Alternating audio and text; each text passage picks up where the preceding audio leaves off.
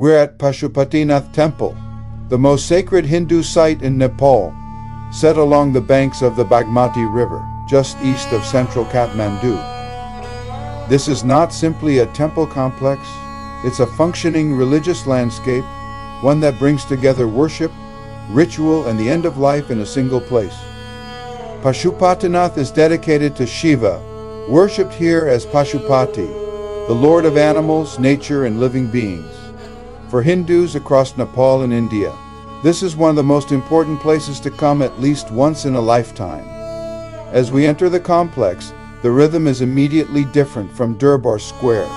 Movement slows, people pause. Many are here for specific reasons: prayer, pilgrimage, or family rituals connected to death.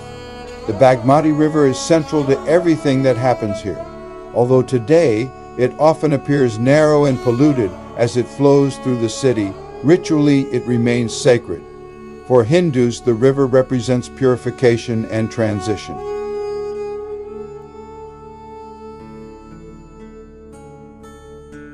Along the river banks are the cremation ghats. Here, funeral rites are performed openly, following traditions that have existed for centuries.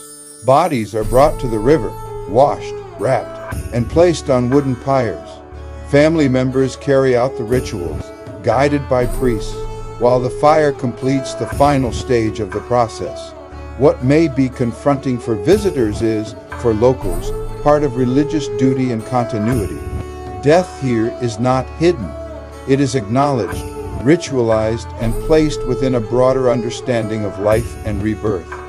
Nearby, children play, pilgrims bathe, vendors sell offerings. Life and death exist side by side. Another distinctive presence here is that of the sadhus, Hindu ascetics who have renounced ordinary life. Some are long-term residents of the temple area, recognizable by ash-covered bodies, matted hair, and saffron or minimal clothing. Not all sadhus live here permanently, but Pashupatinath is one of the places where they gather, especially during major festivals like Mahashivaratri, when tens of thousands of pilgrims arrive. The temple itself, accessible only to Hindus, stands at the center of the complex. Non-Hindu visitors observe from the opposite bank, looking across the river toward the inner sanctum. That separation is part of how the space functions. It reinforces the idea that this is not a tourist site first, but a sacred one. Pashupatinath is also one of the UNESCO-listed monument zones of the Kathmandu Valley, recognized not only for architecture, but for the living religious practices that continue here. This is important to understand. Pashupatinath is not preserved as a relic of the past. It exists because it is still used, daily, continuously, and seriously. Standing here, you see how Kathmandu holds contradictions. Sacred ritual alongside urban pollution, ancient practices within a modern city, mourning families beside curious visitors. And yet the system holds. The rituals continue. The river continues. The temple continues.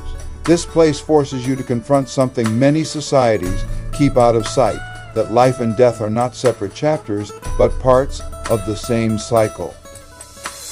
Visiting Pashupatinath isn't about understanding everything you see.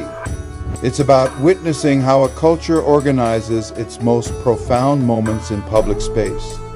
In the next video, we move to a very different kind of sacred landscape, one that emphasizes contemplation, symbolism, and stillness.